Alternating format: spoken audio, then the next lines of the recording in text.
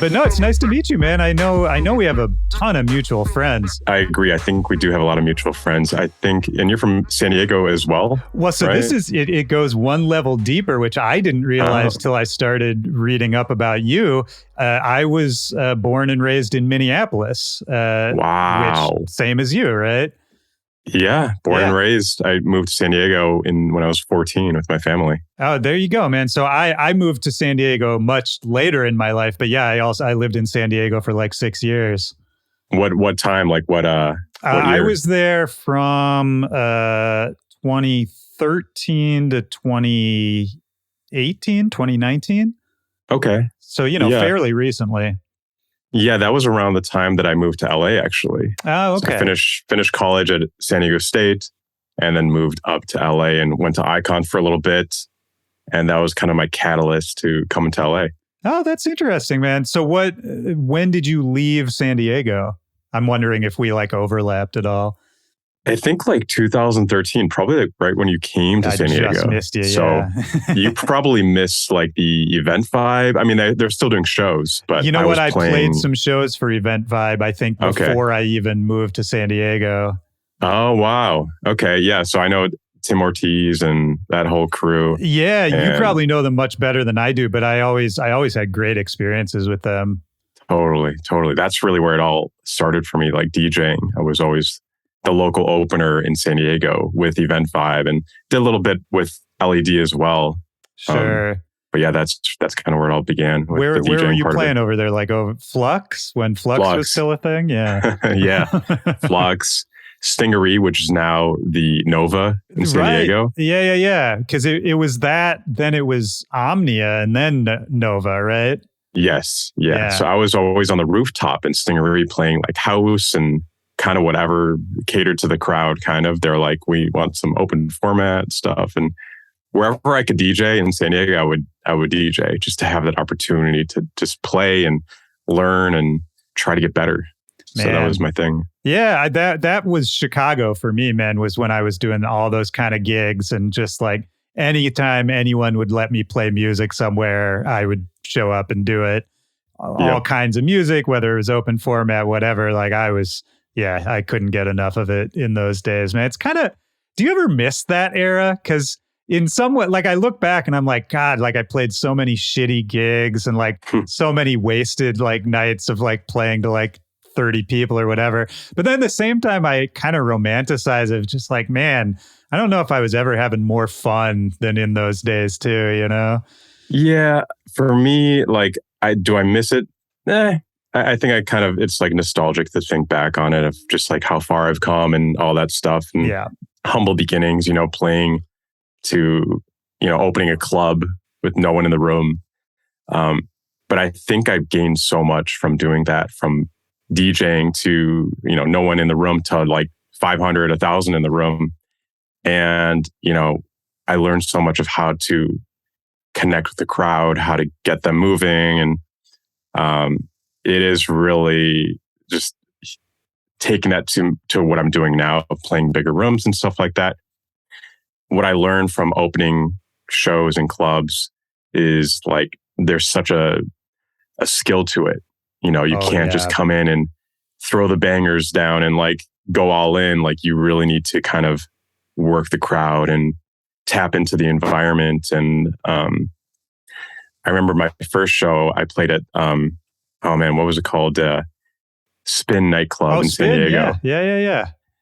And it was my first time playing a live show, and I just remember people just looking at me, staring at like an owl, just their eyes just looking at me.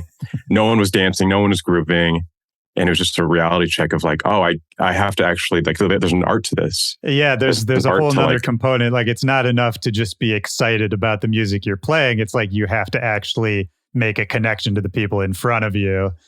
Exactly. And I really feel that kind of played into what I do now, of, connecting with the audience. Had I not had that experience, dude, I don't know if I'd be, really doing what I'm doing today. Yeah, 100%, man. Because I think it's much more common now to kind of blow up off of a production you make or something like that. And I mean, plenty of people, I know plenty of people who have gotten big bookings before they've ever played out before, and then they just show up to their festival slot or whatever it is, never having played in front of a crowd before. It's what a crazy thing that is. I couldn't imagine. Yeah, it is wild to think about.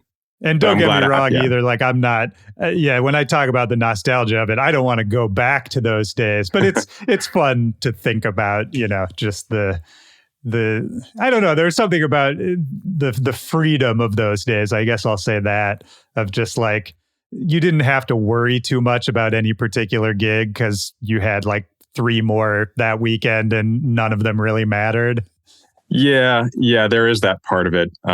There's a lot less pressure, especially what I'm doing now. Oh yeah. Of, the show, like back then I didn't have to really sell tickets, although I also had to be a promoter and bring my friends to the shows to be able to play those slots. You were kind of like a promoter as well. Was that just because I'm always curious, because people have different experiences. Was that an explicit thing where they like literally told you that? Yeah, there was just so much competition to like play these direct opening slots that, you really had to kind of sell tickets to get those slots. Otherwise, the guy selling more tickets would get that slot. But, obviously as you go up in the ranks with the company that you work for, you kind of get like the priority, but you had to kind of work your way up, and selling tickets was a big part of it. Yeah, of course.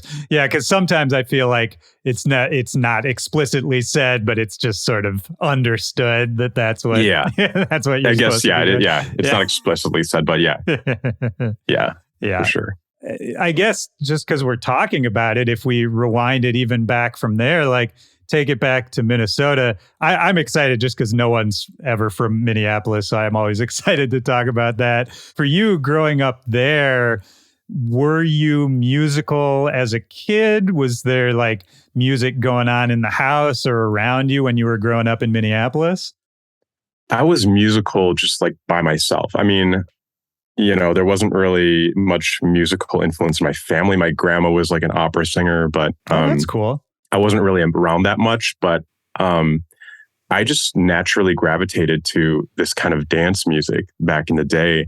I mean, none of my friends listened to dance music at the time. This was like, like 99, 2000. I was like 8 years old, 9 years old. Yeah. And just listening to like the radio, I think it was like, Cascada, Every Time We Touch, like anything that would be played on the radio that had this kind of dance music, I would just gravitate to it naturally. I don't know what it was. Yeah. Well, it's funny. I was talking to somebody else about this. I feel like, especially for like FM radio in the Midwest in the mid to late 90s, it's not like a lot of dance music was on the radio, but when I would hear it, it was always ads for clubs. It would be like playing in the background. And I swear to God, that's like some of the first dance music I really heard was like just in the ads to come to, whatever shitty nightclub they were pushing at the time. They were promoting. Yeah, totally. Yeah, wherever I would hear it, I would just gravitate to it. It's crazy to think about just how I got into it. I was also playing the sax, Okay. So I was always musically inclined in that sense that I played the saxophone like through high school and all. Like jazz band? Jazz band. I played the tenor, alto. But it's just kind of crazy to like think of this like timeline of what got me into this and how I got into it. But I think it goes as far back as like 99. I was hanging out at my friend's house and I like just passed by his older brother's room and he was making like hip hop beats or something. Okay. And he was producing. So, looking back, he was producing beats. And I asked my friend, I was like, what is your brother doing? He's like, oh, he's working on this program called like EJ, hip hop EJ. Oh, wow. Yeah. And I was like, okay, that's really interesting. Like, I don't know what he's doing, but this is cool. And I want to like look into it. So I went with my dad to like Circuit City and we saw like EJ, software. in the aisle, and they had like a dance EJ thing. That's so funny. They had different genres of software. They have different genres. So I got it, and I was like, I tried to figure this out, and it looks like, for people that don't know what EJ is, it looks like Ableton, but they're like pre-made loops, and you can buy these libraries of sound packs of like melodies and kick drums and hi-hats and all this stuff. And I started producing music. And it was around like 2001 when 9/11 happened. I had this album that I made through EJ. Wow. And I was selling them to my friends and stuff at school. And then, when 9/11 happened, I decided to sell my record and donate all the proceeds to the Red Cross. Oh, okay. Disaster Relief Fund. Sure. And we got some press in Minnesota, and I was on the news, and I got like presented with the Hero in the Making by the Timberwolves and really all this stuff. Oh, yeah. That's fucking crazy. How did people find out about that?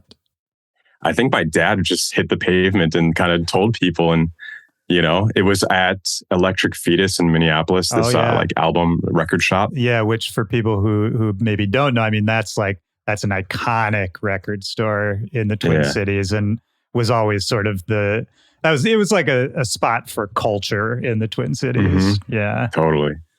Totally. So yeah, that's kind of where it all began. I got like a little bit of press, and ever since then I was just making beats on hip hop EJ, and through high school just as a hobby. I didn't think much of it, and I didn't even know about the scene at the time. I didn't know Tiesto existed. I didn't know anyone existed. And this is like from like middle school to beginning of college. I was just like not aware of anyone above and beyond, like nobody. So then what did the album you put out sound like if you weren't aware of all these people? It sounded like what I heard like on the radio. Okay. And I got a few like that's what I call dance or like totally dance. Like I got these dance compilations, and I would sift through the albums and try to find songs that I resonated with. It was all compilations back then. That's another thing that you just made me realize, because I had a bunch of those dance compilations too. I had a couple full albums from a couple artists, but it was mainly the compilations. Yeah, it was compilations. And then like, I think when Napster came in, like we could, download music and stuff. And that's when I really, I don't know, I would listen to like ATB Till I Come, like that song, Sandstorm, like anything I could find and get a hold of, I would do that. But the compilations were great at the time. Those were awesome. Yeah, no, it felt like a lifeline to me, because especially so much of it was coming from overseas too. And it's like now we sort of take it for granted that like someone can make a song anywhere in the world and we just all hear it. But it wasn't exactly like that, back in those days. Like it was almost like it had to be imported, Totally. And I think it wasn't until college that I met my mentor, who like taught me everything, got me into Event 5. His name is Chase Costello. I saw him perform at like some fraternity party on campus, like the week I got into college, and he was opening for Ferry Corsten. I think Ferry Corsten was playing that night at Flux. Oh, wow. So he had like some time, and he played at this fraternity party, and Chase was opening. And I was just like on the balcony listening to his DJ set, and everything he was playing was like this progressive, melodic stuff. It was the first time that I like heard this kind of club music in a club environment. And I was like, this is what I've been looking for, kind of, And I tracked him down. I was like, hey, do you guys know who that DJ was that night at that party? And I like just kind of tracked him down. He was like, oh, he's in this house. And I hit up a member of that house and tried to track him down. And essentially, like, I got a hold of him. I got on the call. I was like, whatever you're doing is what I want to do. So if you can show me, what you're doing, I would love to learn. And we just started like this, this friendship. And he was like, oh, I'm working for Event 5. We can probably get you on some shows and this and that. But he showed me another compilation, Paul Oakenfold. It was like one of his classic mixes. Oh, yeah. What were those called? He had like a series of them, right? Yes. Yeah. I forgot which one it was, but I would play that CD in my car every day. And I was just like, his mixing is so good. It has this, melodic mixing. The flow is just, it was so good. Yeah. And from then on, I was just like, this is what I want to do. This trance music, I love it. I then heard Above and Beyond. And so it was just like, looking back, it was just this natural curiosity that I had of this music, the feeling you get when you listen to it. And that's kind of what set me on this course. And, Chase showed me Ableton, and I was like, going from Dance EJ to Ableton, it's like, wait, I have to mix this stuff. I can't just throw these mixed, loops into the arranger. I have to mix and master. What? I have to create my own sounds. Oh, that's so funny, man. So you were using EJ for a while then, right? Yeah, I was like following them till they had like Dance EJ like 15 or whatever. Wow. So I went from like Dance EJ 1 to like, I don't know, however many versions they had. That's wild. Have you ever met anyone else like who's in the scene now who was on EJ? I feel like that's a rare one. It is a rare one. Yeah. There's a few people that I've like brought that up to. Like, I think Illinois Jake, I think maybe knew about it. Sure. He would. Yeah. But I don't know. Again, like this is just me living in Minnesota as a little kid, like trying to figure out this scene. We didn't have any Instagram or any social media where you can kind of follow your artists. It's like, if you weren't old enough like to go to these clubs, you probably wouldn't know about them. Yeah, it's true. I mean, I didn't, I was in Minneapolis till I was 18, but it wasn't till I was, maybe it's the last few years. It was like 15, 16 when I was really able to like start going out to places and seeing a few all ages shows or going to underground raves where they weren't really checking IDs. But, it's tough because otherwise you don't really know how any of this stuff works. Exactly. And I always knew, I was like, I didn't even know what a DJing was, but I knew I wanted to be that person performing the music, whatever that meant in whatever capacity. Yeah, it's funny too to think about, like, you heard this music and you knew you liked the music, but it wasn't until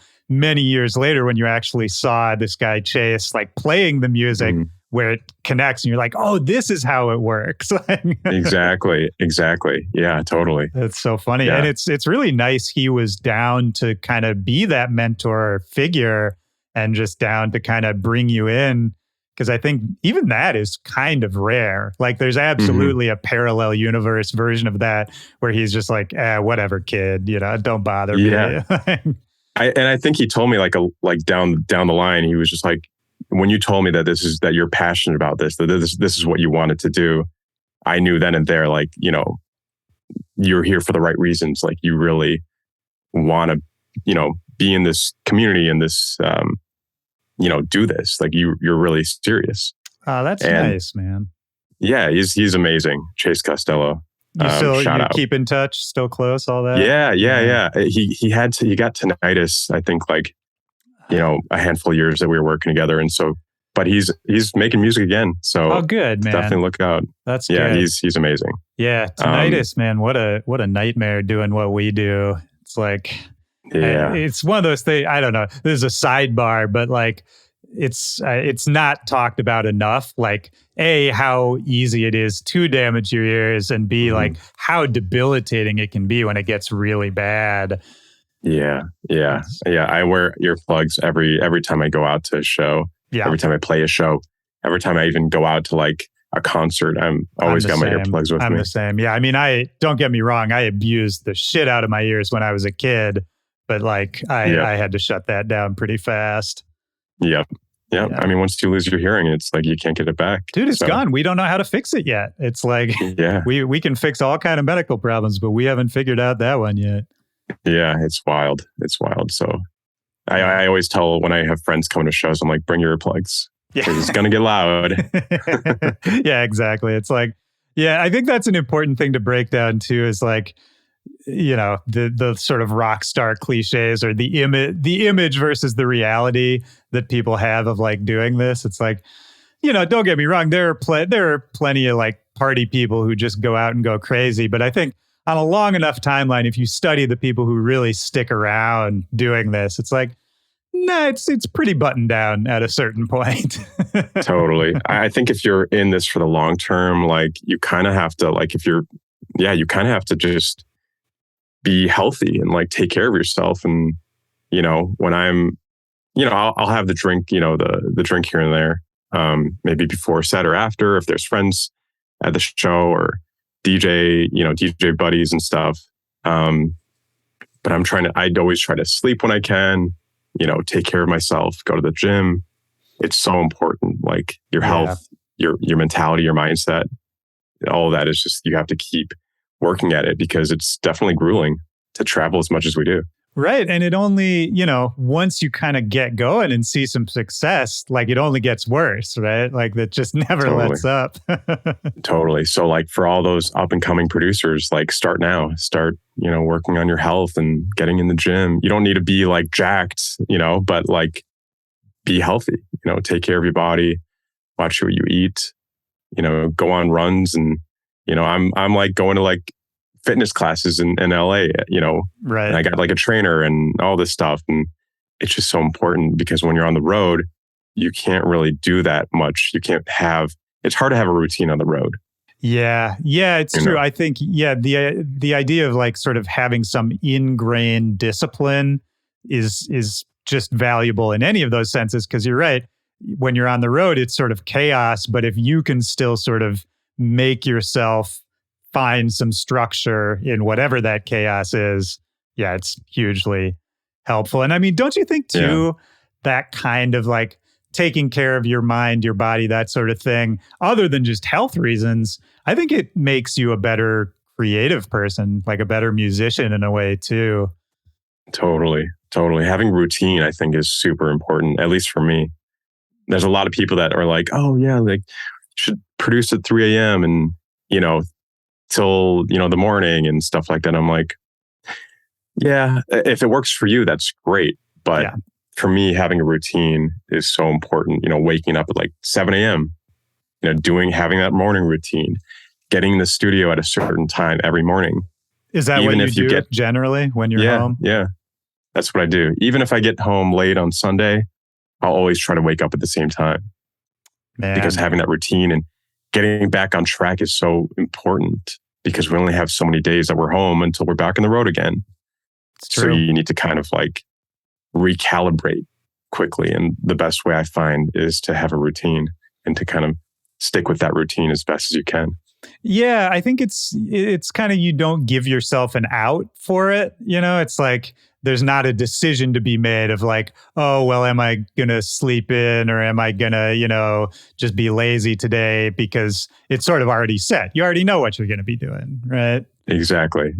Yeah. Like in the moment, I hate doing that. But then afterwards, you're always so glad you did. Totally.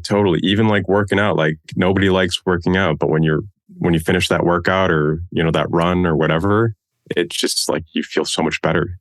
Yeah. Your mind, your body, everything. It just like, and then you can take that into producing music and you feel more creative and you have more energy to kind of be creative and experiment and try new things, Yeah. Yeah. Well, so we're talking about sort of the routine and the discipline of it, but then there is that other side, right? The sort of creative, free flowing side that you have to sort of dabble in as well. So, I mean, if you're sitting down every morning, doing your routine in the studio, what does it actually look like? Like, do you follow a process of songwriting or is that part of it a little more loose? That's the other part of this routine. It's like everything is so structured until I'm in the studio. Then it's just like open. It's just this freedom, I guess. Like I would like to be structured in the studio, but you can't. When you have to be creative, it's like you just can't have like, oh, I'm going to work for 10 minutes and then take a break for 5 and then I'm going to work for 20 minutes. Like that doesn't work for me at least. Yeah. So it's kind of just very loose and open-ended when I'm in the studio. And whether that's like, I might have to like work on a set for EDC or for my tour. And then I'll put that time aside to work on that until I feel like I'm good there. And then I need to focus on songs and focus on collabs. It really just depends, I guess, what's on my to-do list. Yeah. Yeah, which, it makes sense. And I think when you're at the point that you're at, of course, you're going to have to wear a few different hats and juggle a few different things. That's just part of the nature of it. I mean, you've got a tour coming up pretty soon, right? For the new album? Yeah, in a few weeks, we're going to start at the Palladium in Los Angeles. That's huge, man. Is this the biggest tour, like headline tour to date for you? Yeah, for sure. There's definitely there's a few venues that we've played before, like Sky in Salt Lake City, which is great. But then we're moving up to like Palladium and San Jose Civic Center. And, that's big. Yeah, and a handful of East Coast shows that we haven't announced yet, but definitely a bigger jump than what I've done before, which is really exciting. That's got to feel great, man. I mean, is any part of it stressful? Do you get anxiety with that kind of thing? Because I kind of do sometimes. Yeah. Yeah. I think it's normal to feel stressed and anxious, especially going into bigger rooms and hard tickets and stuff like that. Yeah, I do feel anxious, but I'm also just it's like this excitement, this anxious excitement that I have. And you want to you want to give fans the best experience that they can possibly have. And so we're working on, not only like a unique set, like a new set for the tour with all the new music from the album, but like new visuals. We're starting from the ground up and creating new visuals for that. And we have like a lighting designer coming in, and we got a VJ that's going to be on the road the whole time. And it's just, we want to go all in and really make an impact. And that's great. Coming hot. Is this kind of thing, like building it to this point, is it something you've been thinking about for a while? Because I feel like there's two scenarios. One is where the person has this idea of like, oh, I want to put on this grand show, and it's all working to try to get it there. And then the other is somebody who's just excited about what they're doing, and it sort of snowballs, and all of a sudden it's like, oh, this is way bigger now. Like we gotta sort of rise to the occasion. Yeah, I think it's a little bit of both. Like I didn't know I was going to play the Palladium this soon, just being honest, which is just incredible coming out of Palladium's the big, pandemic. Man, And so it's kind of like this snowball effect of like, oh, we're here now. But it's also been a part of the plan to just continue building off of this vision for the brand that I've had, and finally getting the opportunity to like invest into visuals and to do all that and kind of start to build a story around the brand.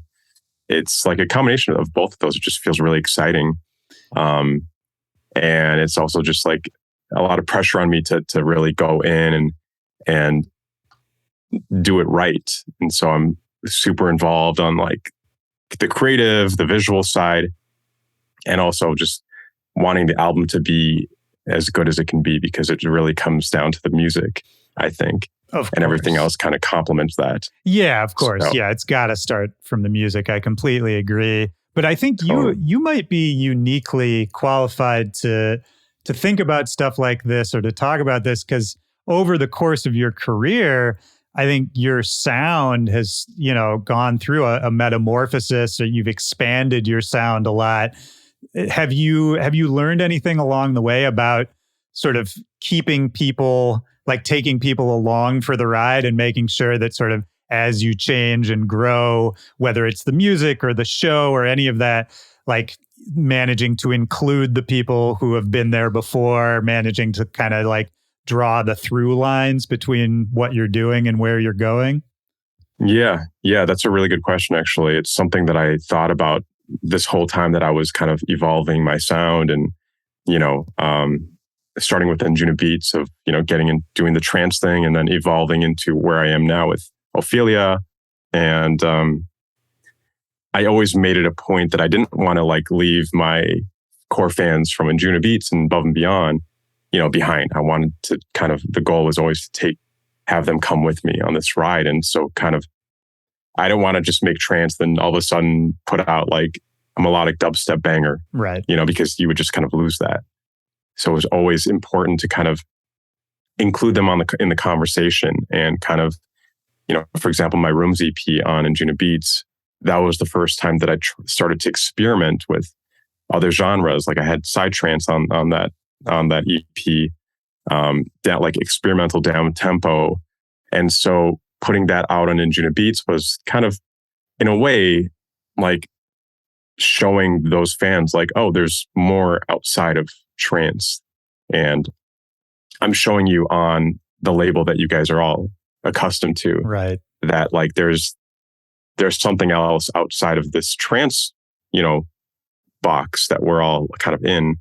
And that was kind of one way of like telling my story outside of trance, but also kind of including them on that journey, I guess. Yeah. And presenting something in a familiar package that you open it up and it's a little unexpected. Yeah. Exactly. Yeah, exactly. And then that was around the time that I went on, that was around the time that I went back to back with Seven Lions, Jeff, at Group Therapy 250 at the Gorge. So it was kind of wild. Like I kind of knew of him. I remixed one of his songs, and then we made like Higher Love together. And for some reason, our management decided, they were like, oh, maybe you guys can like play back to back and, at the Above and Beyond's like yearly show. Yeah. And I was like, how is this going to work? Like he's dubstep, melodic dubstep, I'm trance. Yeah. At the time, I didn't know. Wise, yeah. Yeah. I wasn't familiar. I was familiar with his music, but I wasn't familiar on DJing his music or playing it live. To me, it just felt so black and white. I was like, this isn't going to work. Right. How is this going to work? But that was really like the time where I was like, wow, like there's stuff outside of trance that is really exciting for me. And just going back to like this natural curiosity that I have for music that hits me a certain way when I was 12 years old, that I had that same feeling when I would listen to Jeff's music, and so it was, again, this natural inclination to like want to learn and want to make that kind of music. And being around him, he was so, he'd make any kind of music he wanted, psytrance, dubstep, anything. And so just hanging around him as we were like working on the set together, we were just having conversations here and there and getting to know each other and all that stuff. And he said, it was like, don't be afraid to try new things that, may make you feel uncomfortable, because boxing yourself into a sound, you can do that. And there's people that do that really well and are successful doing it. But if you have an inclination or if you feel like you want to try something new that may not be comfortable to you or like familiar, I say try it. And that's what kind of Jeff taught me. It was like, if you want to try something, try it. It wouldn't hurt. And so that's kind of what led me to making melodic dubstep. And this is even before Ophelia was a label. Right. So there was it was kind of just like this friendship that we had, and the conversations that we'd have. And I don't think there was anything that he was to gain or I was to gain, but it was more just like, as a friend, like, if you want to try something out, try it. Yeah. And it's cool to hear that was sort of thinking like that and acting like that. This is also before he was the Seven Lions we know today, right? Like there's a different point in his career too. Yeah, totally. And so making that evolution into dubstep, it wasn't, or melodic dubstep or melodic bass music, whatever you want to call it. It was like, I didn't release a melodic bass tune until like, I think almost, a couple of years after we had talked, because for me, I'm a perfectionist. I don't want to like just go into a new genre and be like, oh, I'm making this now. It's like, I wanted to learn it from the ground up, kind of like I did with trance. I worked my way up in Anjunabeats, and I was releasing on like Mondo Records and Monster Tunes before I got into Anjunabeats. So I had to work my way up and learn it. And, I was up against, Elon Bluestone and Andrew Bear, like they're, legends. And I had to, there's a lot of pressure from just me wanting my music to kind of stand on its own on that label and have its space. And it was the same thing for me going into melodic bass. I didn't want to just come in and check this out. I wanted to really learn what kind of kick drums that they use, what kind of snares. And it's such a different sonic identity to trance. Yeah. Yeah, it absolutely is. And I mean, that's an interesting, how do you go about that? Is it just listening to a bunch of stuff and trying to analyze it? I mean, that's part of it, but also just, and one thing I tell people, up and aspiring producers too, is like having a community of like-minded people that are kind of where you're at. They're not, maybe they're releasing music, but they're not at the level of, Seven Lions and bouncing back music to them. And, if they're like, I had a community of, friends that were making trance as I was getting into Anjunabeats, and I would send them records. And what do you think of this? Like, oh, maybe it's too much high end here, this, that. It was the same thing for dubstep of like, finding people in that community and, people that I met through Jeff even, or just playing shows. And so I think that's a huge part of, if you really want to make it in here, it's finding a community, whether that's, in fan groups, like in the Atlas, in my fan groups, there's a producer tab on Discord that you can go in and share music and get feedback. Yeah, I've got the same thing in mine. It's great. Yeah, and I'm sure there's plenty of like producer forums out there now. But yeah, that was a big thing of bouncing back versions of songs and getting feedback. Who was your community back then? Like, who were you sending these to? Who was sending you stuff back then? It's kind of crazy to think about, but when I was making trance, one of the guys that I met, I think he just hit me up out of the blue, was Locke Simpson, who's part of Demibo and part of Abraxas now. And it's crazy to think about because I wasn't what I am now and he wasn't. We were just two guys making trance music, trying to figure this thing out. Yeah. Going into more of the melodic bass, I was lucky enough to have Jeff as a friend, and we got to know each other even more on his bus tour, the Journey 2 tour. And I met Midas there, and AU5, who was just a wizard. Yeah, making music. He's crazy. Yeah.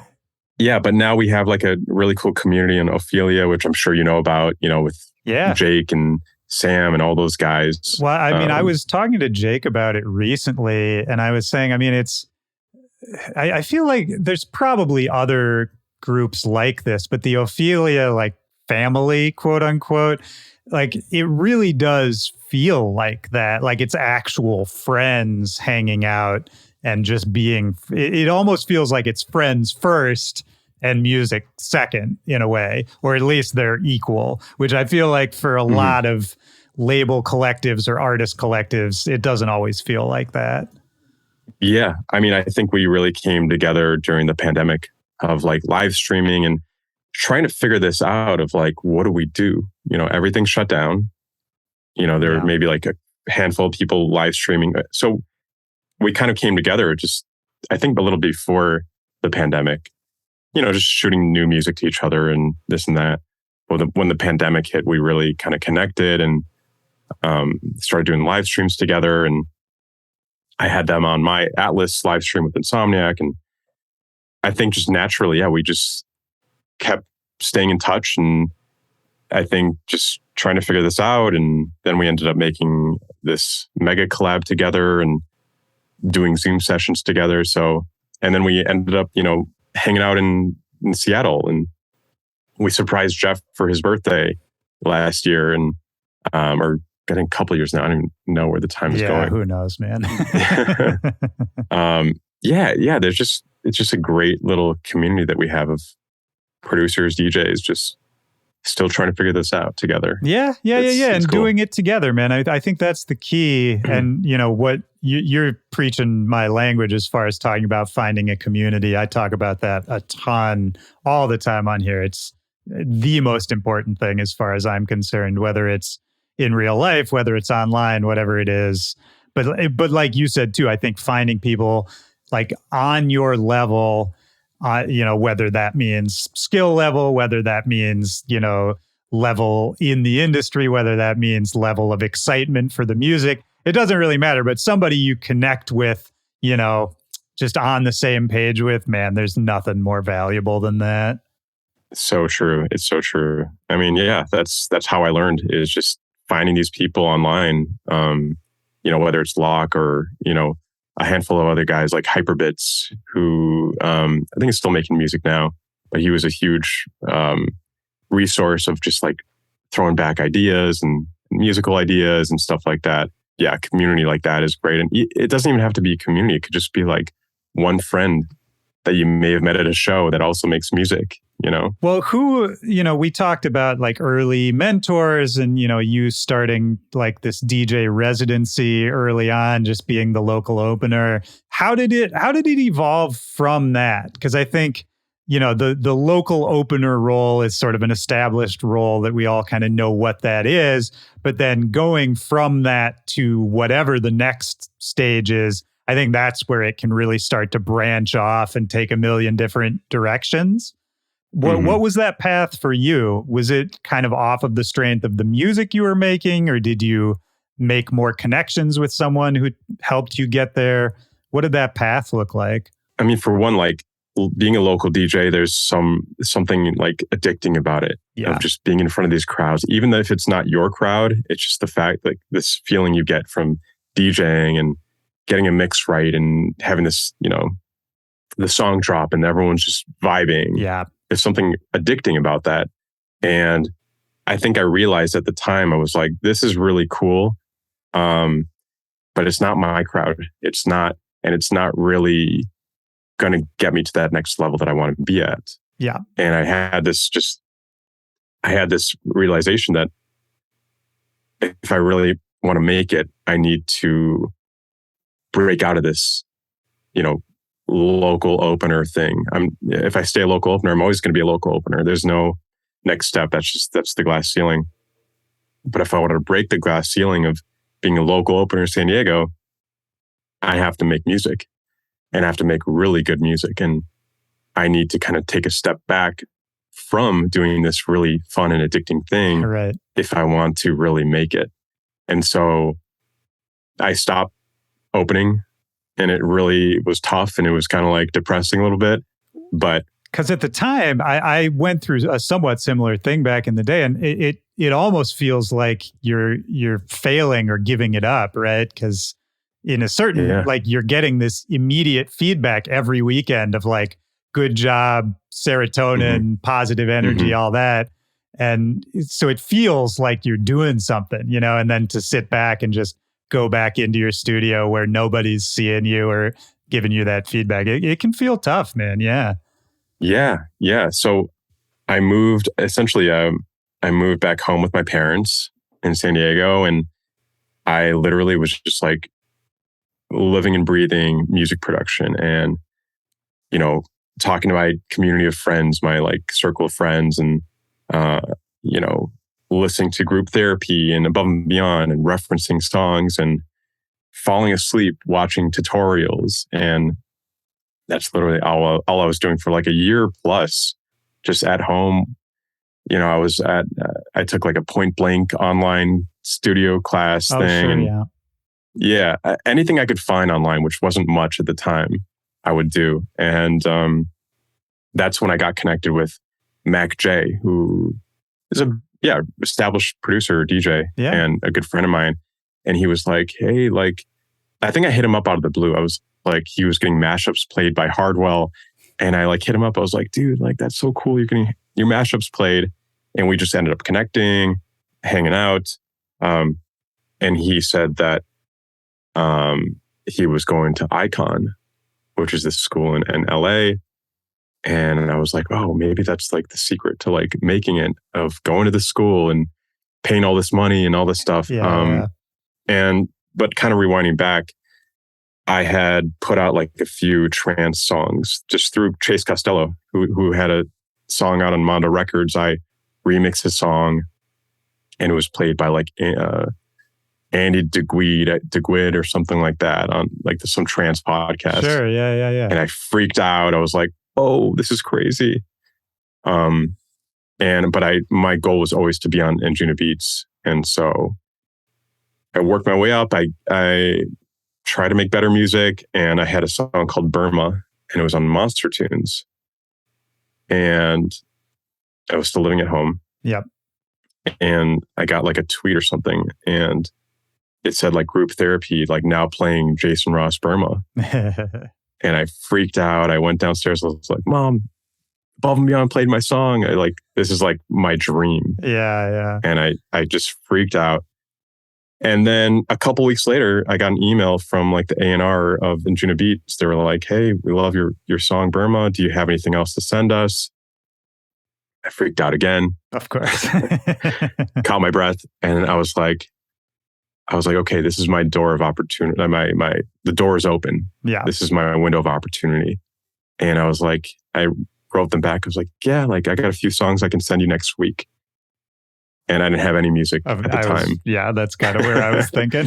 But I was like, if this is my one opportunity, I'm going to do everything I can do. So I tell my parents, I'm like, I'm not going to leave my room for a week. You can just set the food outside. Yeah. Like I'll grab it when I can. And I just like locked myself in my room for a week, and I made 3 songs. And one of the songs was Elements. And that was one of my first singles on Anjunabeats. Wow. So they signed 1 out of the 3 songs. And that's kind of how it all started. Man. So were you, I assume like while this was all going on and you're playing these shows and then just kind of figuring out this production thing, did you have like side jobs? I guess the question is like, when did you really start looking at this as something like where maybe this is the main thing and maybe I don't have to, just make it a passion anymore? I think it was always a main thing, like ever since I was like even DJing. I was like, this is what I want to do. When I lived at home, I just like didn't spend money because I wasn't making any money. Okay. So I just lived at home, and that's all I did. I just stayed home and go to the gym and go on a bike ride and, do whatever I can do to keep my mind and body like, solid. Yeah. But it wasn't until after that I decided to try Icon. And I was like, maybe, I'm ready to like go to LA and try to figure this out. And I felt like that's where I needed to be. I went to Icon and it was great. I mean, I didn't finish Icon because I felt like I was already releasing on Anjunabeats. Right. And I kind of felt like maybe this is what I need to do to really make it. But I realized like I already kind of have the tools I need to make it. And Icon's great. I can't speak highly about it. No, I feel the same way. Yeah. Yeah. But I think I just felt like it wasn't for me because I already had all these skills that they were I was being retaught. Sure. But at the time in LA during Icon, I was a waiter at a restaurant in Burbank and just doing what I needed to do to just make it the next month. And this is as I was releasing on Anjunabeats, I had Atlas came out and then that started to get more eyes on me. And I was then picked up by Involved Management, which is, they manage Above and Beyond and Lane 8 and now 7 Lions. Right. And then through that, I got an agent. But before that, I was always like trying to hit people up like, how do I get a manager? How do I get an agent? How do I figure this out? How do I start playing shows? And what people would always tell me, and what I tell people now, because I find it to be true, is management will find you. Yeah. You're not going to find management. When you're ready, people will start knocking on your door and hit you up and say, hey, let's talk. Same thing with agencies. Like, you can probably find a good agent, but if you're shooting for the agent or your dream agent, it's just put in the work and make the best music you can make. And now obviously having a social presence is important as well. So all of that kind of plays a part in finding that team that will kind of get you to the next level. It can be hard, I think, when you're young and just starting off to internalize that, because it's just, you want it so bad and it's tough. Like, yeah, maybe you're working as a server or whatever it is. And so, any little window of opportunity, you just want to, tear into it. But I think you're right. I think at least what I'm taking from what you're saying is like, if you can have some restraint even in the leaner years, and like some patience even in the leaner years, it'll last you a lifetime, man. Absolutely. Patience is huge, especially in our business. Like, yeah, not just taking the first thing that comes your way of, whether that's management or label or this or that. If you really, I think finding what you want first, like what are your goals? Yeah. Who do you want to work with? What do you want to do? What labels do you want to be on? And kind of shooting for that and not stopping until you get there. For you, once you kind of got into, like, once you did have the team and you were in this scene a bit, and I assume, you start playing a bunch more shows, traveling a bit. Do you have any early memories of like when you really started traveling, really started playing a lot of shows, playing shows with other artists, maybe people you've looked up to for a long time, that sort of thing? Are there any of those, this is a totally open question, but any of those early memories that you just think about a lot or that pop back into your head frequently? Yeah. Once I made that leap from local opener to then, having a management and agent, it was wild. It was wild, but my first real tour was Anjunabeats in, I think, 2016. We did like a North America tour, and it was wild. I mean, before then, I think I played like Exchange or with a couple people or something. Yeah. But then to like jump on this tour with the legends that I've been looking up to, like, Andrew Barry, Lon, Grum was on that tour as well. It was just wild. I mean, we would play a lot of shows that I'm now playing myself, which is wild to see as well. Yeah. But, Stereo Live, Houston, Dallas, Exchange in LA. So it was really just kind of a whirlwind to kind of be in my dream label, play with my, guys that I've been looking up to for years. It was really cool, but it also felt right. It was like looking back at like how the work that I put into it, all these years of just like,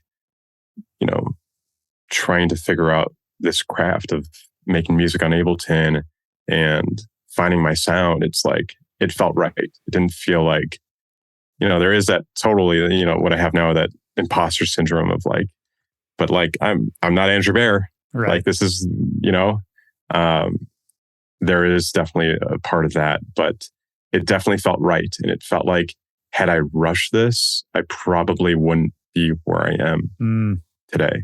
Yeah, that's a really good note for anyone listening. Cause yeah, there's definitely something to that of like right place, right time for everything. Totally. Yeah. And just that feeling of fulfillment after all those years, man, it's great. And I know that feeling. So yeah, I'm relating to what you're saying. And so, like as that progressed and now you're on this level and you're doing these tours, releasing lots of music, working with people you were listening to in the past, that kind of thing.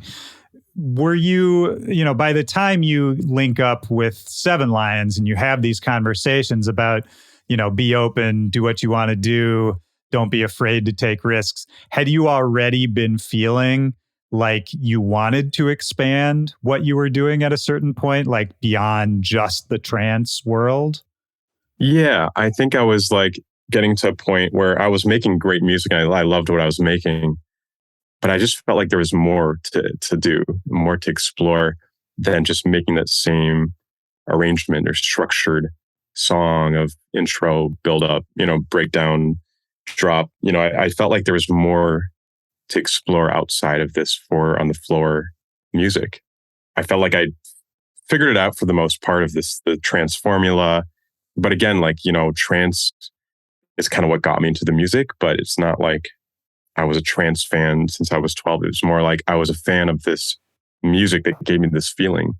Yeah. And then I started to find this other music that gave me that same feeling. It was just like in this different genre or a different broken beat kind of thing. I think it was just this natural progression to just, I felt like I could do more. I felt like I wanted to explore more outside of trance.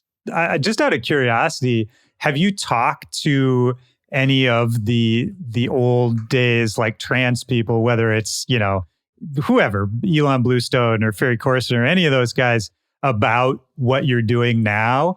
I'm always curious, like the take from the people who were there and are still doing it. Like, I think the reason I'm asking you is one time I had Paul Oakenfold on this show and I was talking to him about trance music and kind of just how he's seen it evolve and like rise and fall in the public, like over the years. And he talked a lot, but at the end he was kind of like, yeah, like I don't play on the main stage anymore all the time, which is weird because that's what I used to do. But like, this is what I do. He's like, this is me. So like, I gotta be me. And, however it's taken, that's kind of out of my control. And so I always thought about that in terms of like who sort of changes and evolves and moves on versus the people who just like, nah, this is me. This is what I do. You know what I mean? Yeah. I mean, I think everyone that I know is staying true to themselves and being authentic. Like, this is me. And I think the same applies to me of like, this is me as well. It's like, I have always tried to stay authentic and true to myself. And if that means like breaking out of the mold and trying something new and taking a risk, that's what I want to do. And if it feels true to me, then I'll kind of act on it. But it always has to be authentic. And, I'm still in touch with Elon. I was talking to him today and I still talk to all those guys. I don't think there's any like, I don't think they think that they want to make this kind of music. Right. I think they're supportive of what I do and they love what I'm doing. And yeah, I think it just, everyone has their own path and their own journey. And some people like to kind of stick with one genre and they do it well. But for me, I just want to kind of see what else is out there and explore outside of that. Well, I mean, another thing I think about when I think about your music is there's these really strong pop sensibilities in a lot of it that I think maybe the melodic bass or whatever you want to call it, that format like lends itself where you can kind of lean into the pop angle a little bit. And I wanted to talk to you just a little about that because I think having a pop ear, not everyone has that, first of all. And for you, is that something you've always had, something you've always been interested in, or did you kind of develop the ear for like the poppier stuff over time? I think I developed it over time. Making music on Anjunabeats, everything was kind of instrumental and didn't really have the vocals kind of like a complement to the instrumental. Sure. It's definitely something that I've had to develop and I've wanted to develop, making songs that people can connect to. The stories, the lyrics and stuff like that has always been really interesting to me. But getting in these songwriting sessions was very unfamiliar, especially for the album. Like, it was a very songwriter focused album. Yeah. And then sometimes I'd be in the session and just be like, kind of like not as engaged, but like kind of soaking it all in of like, it's just another hat you have to wear now that I wear now that I'm happy to wear. And it's just the collaboration is something that I love, whether it's collaborating with Seven Lions or, whoever. But this new type of collaboration of songwriting is just really exciting for me. And it's just another thing that I'm excited to kind of strengthen that muscle of how to make songs that maybe have that pop sensibility, but something that fans can hold on to and grab onto and have this kind of feeling. And, now seeing people, saying I relate so much to that song, not just because of the music, but just because of the theme and the lyrics behind it. Like, that's just amazing to give fans that extra thing to connect to is exciting. It's always fun to find out that you can do a new thing. You know what I mean? Like, especially after you've been doing this for a long time. Like, it's sometimes it is fun to just sort of surprise yourself and do something you're not comfortable with and then be like, oh, this actually, it kind of worked, Because I think at a certain point, it's weird, it's ironic when you spend so much time working on something at a certain point, it's like you almost convince yourself that like now it's just a process of refining. Like you're not really going to add like giant new chunks of knowledge. And then when you find out you can, it's super fun, man. Are you writing lyrics at this point or participating like in the lyric writing process? I try. It's still tough for me to kind of write my own lyrics. But when I'm in the room, I'm kind of like steering the ship, I guess. Whereas if I wasn't in the room, maybe they go in this different direction that I don't really connect with. Right. So at least, being in the room, I think has like a really big, it just kind of works a lot better being in the room, even if I'm not as actively, engaging with like the lyric process. Right. I'm at least there to be like, oh, this is a really cool, thing that we're going down. Let's keep going down it. Or maybe, let's steer it back to this idea that we had. Yeah. You sort of provide the focus, the direction. Exactly. Yeah. I get that, man. And I think too, like, well, actually, let me just ask you for you, like, if you are in the room with a vocalist, that kind of thing, what do you bring to the room? Are you bringing kind of bare bones stuff and then you build out an idea? Or are you showing up with, a pretty fully fleshed out thing where you kind of know what you're looking for on each track?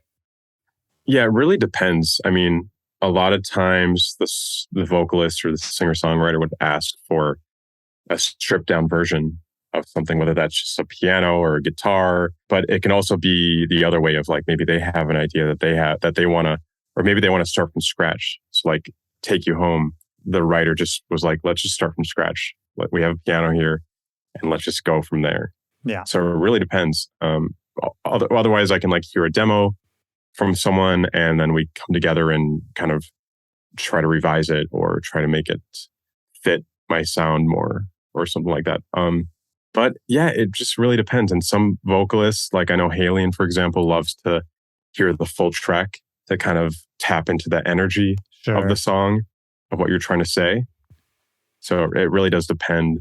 Well, I mean, maybe that's a good way we've been sort of talking around the new album a lot, but, on the album itself, like, do you feel like other than sort of focusing more on these like, songs and like writing in that way, did you approach this album differently than work in the past? Like, did you change anything about the way you worked to make this? I mean, this album was definitely more collaborative than I've ever really done just because of the songwriting, and that whole part is just a whole nother world that I never really delved into much. But it kind of stayed true to just how I make music. Of the way I'm creative is just by being alone in my studio and just being on like a Omnisphere and playing some pads until something like clicks.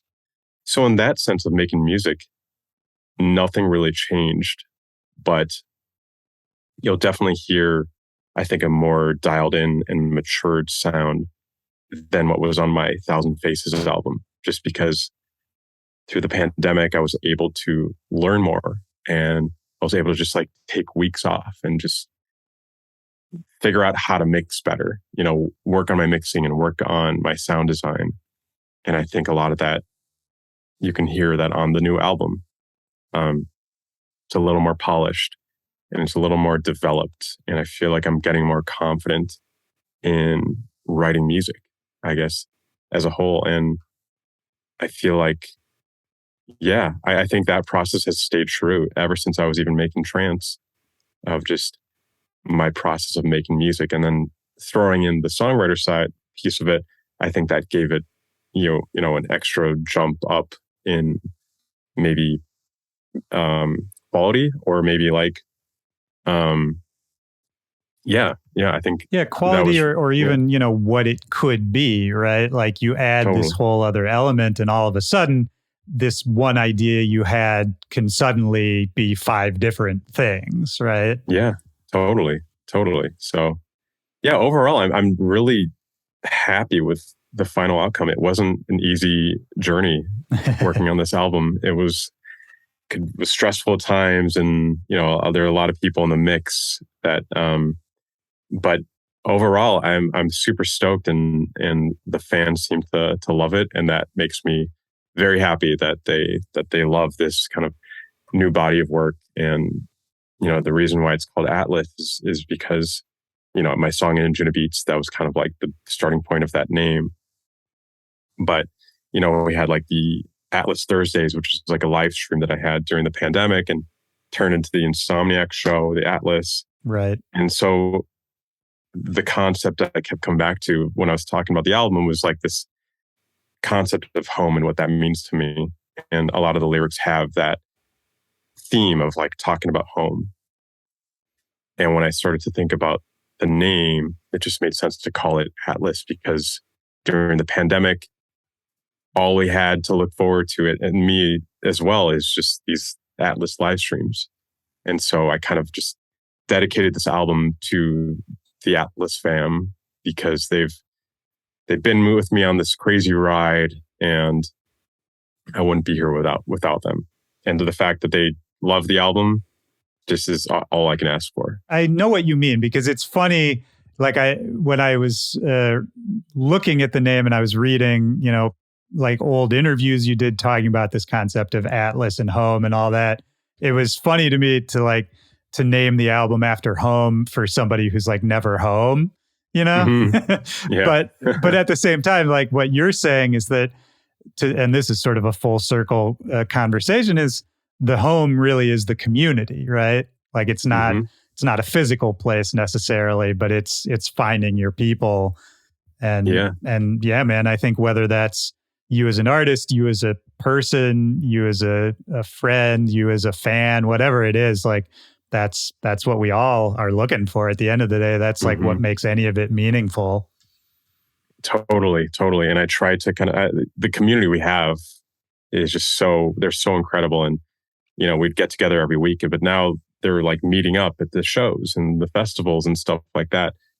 So, and I really want to kind of make it a space like this, like space where people can feel like they're at home, and it feels like that. It does, like in the Discord and the Facebook group and at these shows, at the meetups and stuff like that.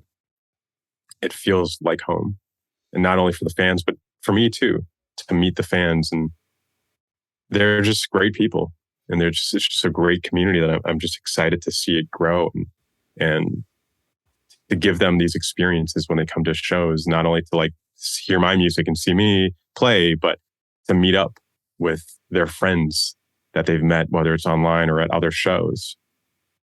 That's what I think home is. And that's what I think the Atlas is. Yeah.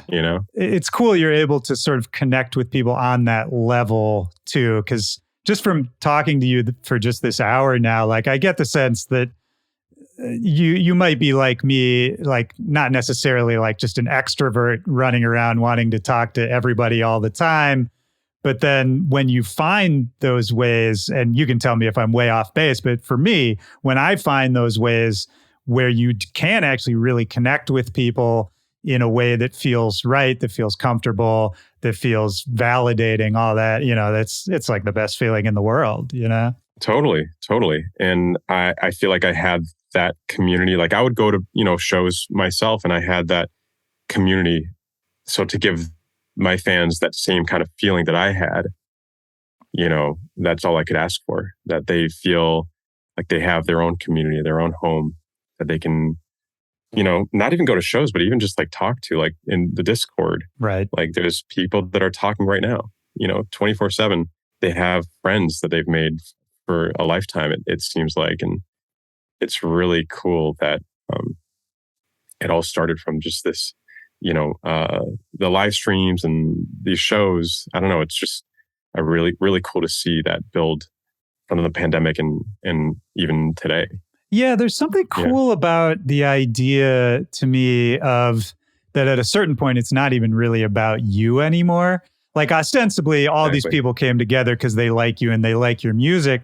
But then after a while, it's almost like, well, what, they can go hang out without you if they want, like you're the reason they came together, but then what comes out of that is so much bigger than you as a person. And to me, that's kind of a cool idea.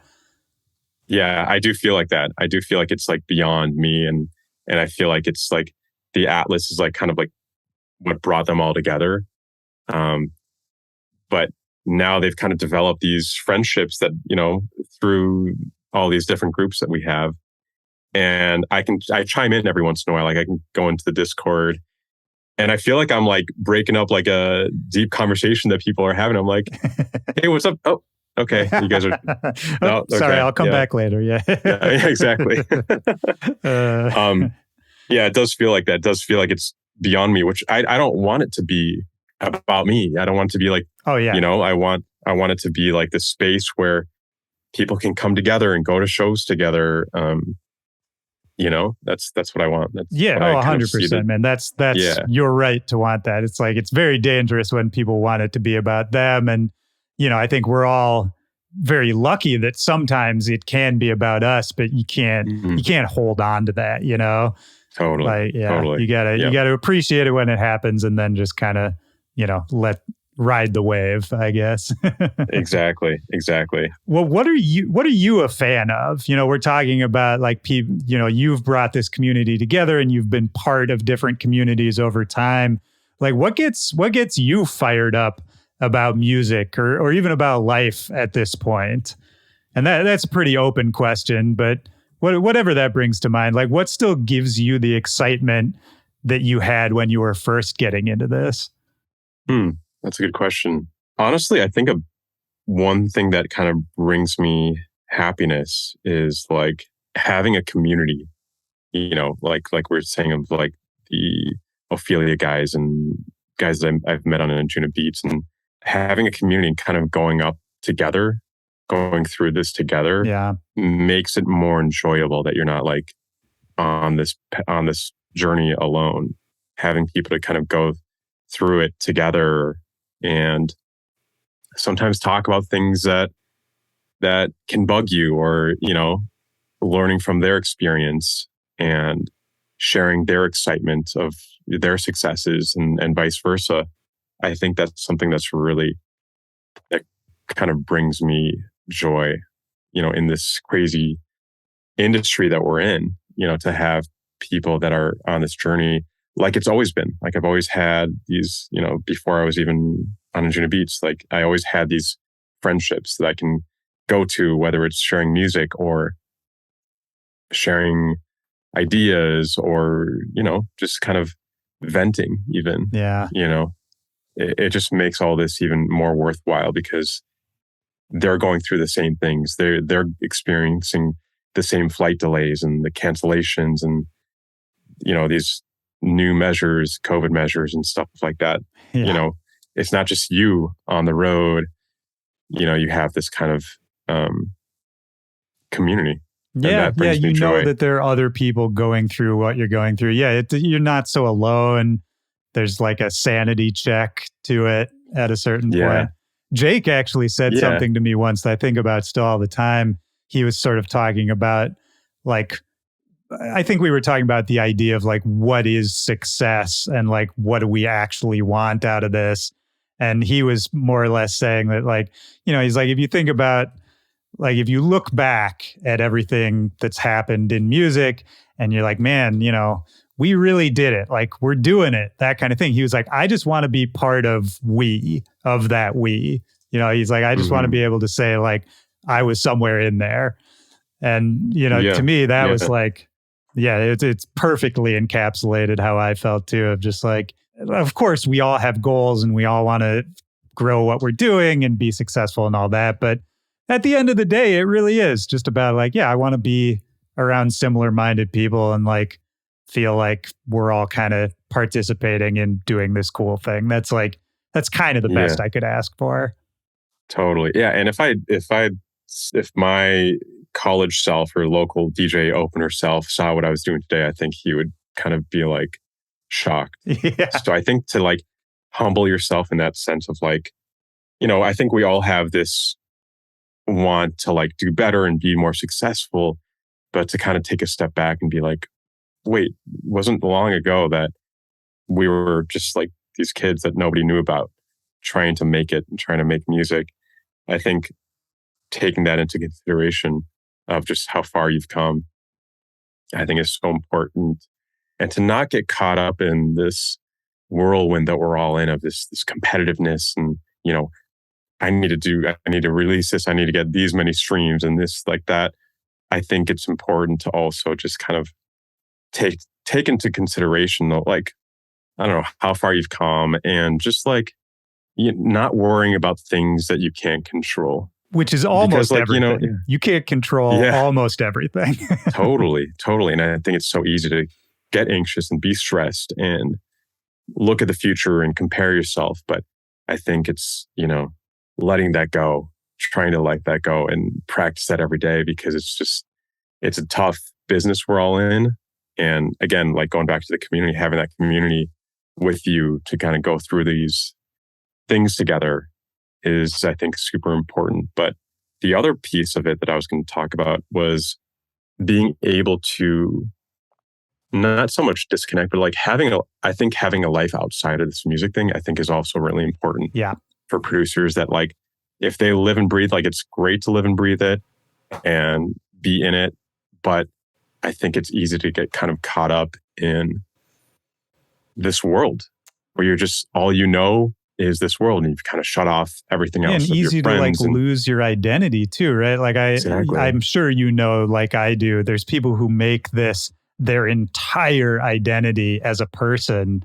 And man, then when that goes away, that can be a tough one. Oh yeah, for sure. So you're right. It is so easy to lose your identity and to just be so immersed in this world and like this is everything. So I think it's super important also to just have this life outside of music, whether it's your family or your friends that may not know about dance music. I think that's super important, and it keeps you humble and it keeps you, I think there's a really good, there's a really good positive to like have friendships outside of that.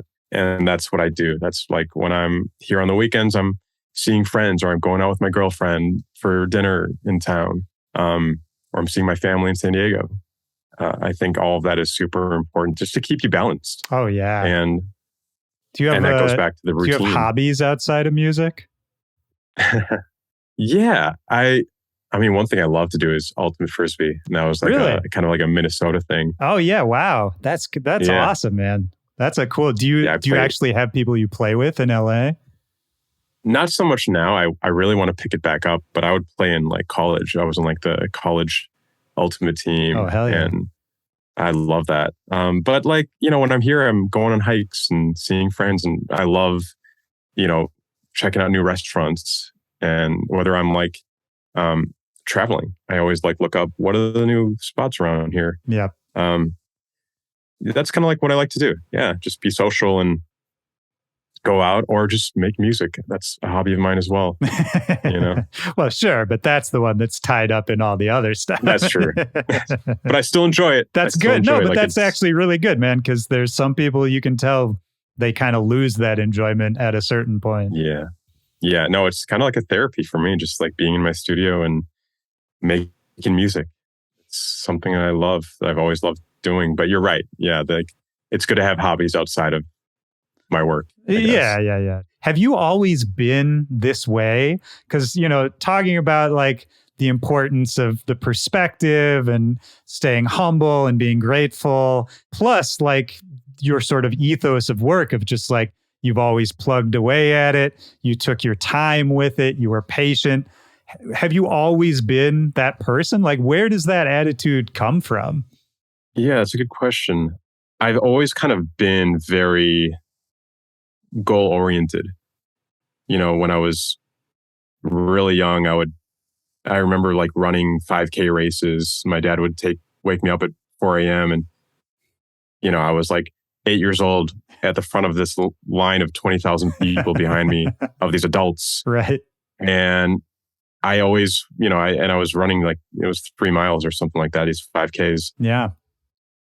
And I always had this sense of like, I'm going to make it to the finish line, just at even 8 years old. Does that come from your parents, you think? Probably from my parents. Yeah. My dad was also very creative, but yeah, definitely, also just very structured and had this, creative side, but also got things done, And so I think I kind of took that with me of just like running these races as a little kid. And, I would start in the first line, I'd be the first kid with these adults behind me, but I would finish in, 10,000th place. Right. But it didn't matter as long as I was finishing the race. Even if I had a cramp, I would push through it.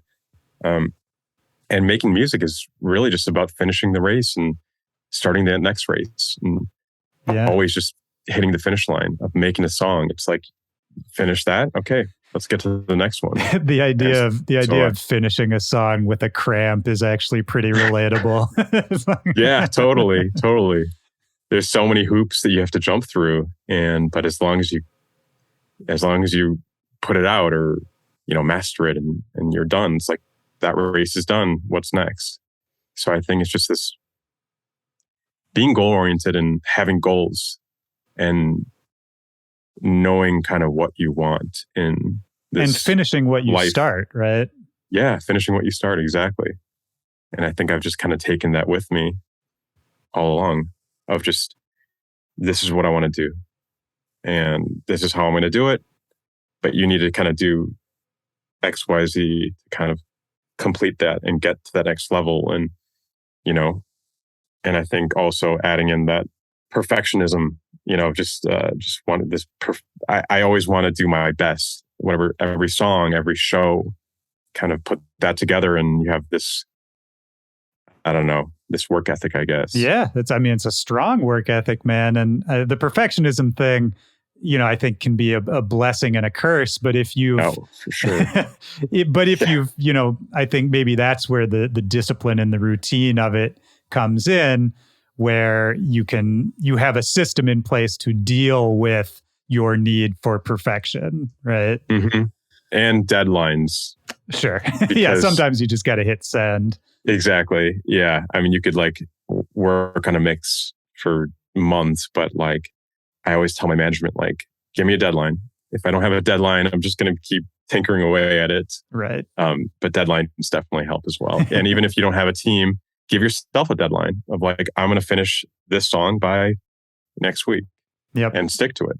Yeah, that's it, man. Yeah, set goals and stick to them, I think is a great message to take out of this whole conversation. Is there anything else we haven't talked about that is on your mind? Anything else you want to get out there before we wrap it up a little? No, I think the biggest thing is just this tour that's coming up soon. August 26th is the first one in the Hollywood Palladium. And then we're hitting dates in all of North America, and we got support. We got, Last Heroes, Ray Volpe, who I think was on the podcast recently. Yeah, Ray was just on, man. I love Ray, yeah. Yeah. Who else? Gementori, AU5. Just a huge list of support that I love, that I'm inspired by. Really just excited for the tour and excited for people to finally hear the Atlas album, which is out now. Yeah, I'm sure it's got to be exciting to be able to feel like you can really execute bigger ideas, because it's a big album. Like, it's big. I don't know the best adjective, but it's like these sort of epic songs. Mm-hmm. They're dramatic songs. So I can imagine if you have a little budget to play with, a big room to play with, you could do a lot of fun stuff around that. Totally. You're talking about like on tour? Yeah. Yeah. Like the way you can present them now, Yeah. I mean, that's what we're working on with the visuals. We've just I want people to feel the songs. And a big part of that obviously is through visuals and lighting and all that stuff. And now that we have this opportunity to kind of create these shows, I'm just really excited for people to feel the music, whether it's visually or through this, just being at the show. It's really cool to kind of work with this epic music and create something that's epic for the crowd to kind of experience. I feel really good about it. And I feel like I'm in a good place just musically and feels really good. I'm just excited to kind of get back in the road and play these songs out. Well, I'll wrap it up just by asking you the same question I ask at the end of each one of these interviews. Just looking for a memory from your life, a moment from your life. Could be from any time when you were a kid, 5 minutes ago, anytime, when in that memory, in that moment, music really hit you hard in that moment, really had like a meaningful or a deep impact on you. And that's meant to be a super broad question. There's no wrong answer, kind of just the first thing you think of. EDC 2010. I already know this. Great. Above and Beyond. It was at a LA Coliseum the last year that they were there before Vegas. I was on the floor with my buddies, having a great time. And they started, and this is when I didn't really know about Above and Beyond at the time. I was like familiar with them. They started with Good For Me with Zoe Johnston. And I remember just like stopping in my tracks of just like watching this and listening to this. And that was really one of the moments where I'm like, this is what I want to do. This is the kind of music that I want to make. And their set was phenomenal. And then they ended their set with Good For Me again. I don't know how, like, it was like a, what? They're playing this again? Yes. That's good. I love it when people do that, by the way. That's like, I think it's like a taboo that you're not supposed to do it. But man, when you do it tastefully and for the right song, it's like the best thing. It was like, you know, if you're like listening to the radio and you can't repeat it. Right. You wish they could. But for them to play that song again, that already got me at the beginning of their set and then finish it with that song again, it was just like, it just meant so much. This feeling I got was like nothing I felt before, connecting to that music and being in this huge festival with everyone. That feeling, that was really a really special feeling. I don't really get much into like cosmic thinking, but that is almost like a sign in a way that they play it and you have this moment of clarity, not only of like, oh, I'm back in the moment, I've connected to this experience, but also like personally, this is what I want to do. This gives me direction, that kind of thing. But then for them to come back and play it again, it's almost like a sign of like, no, like you were right. Like this is what you should be locked into, you know, that kind of thing. Oh, that's it. I never thought about it like that. That's interesting. That makes a lot of sense. It's almost like clarifying or this moment. Like you had the right instinct and this is sort of. Exactly. Yeah. You're on the right path. On the right path. That's what it is. Yeah. Yeah. Yeah. That's really interesting. That's cool, for man. Sure. That was a really special moment. And to then release on their label, you know, handful of years later, it was just really, really cool to see. Yeah, man, that's this journey. Yeah, absolutely, man. That's a full circle, I guess a couple different full circle moments in one. This has been great, dude. I really enjoyed this. I hope you had a good time. Yeah, this is great. Thank you so much for having me. This is awesome. Yeah, looking forward to this. No, me too, man. Me too. Absolutely. Have a great rest of your day, dude. Great talking to you. You too. You too, man. All right, man. Take care. Peace. See ya.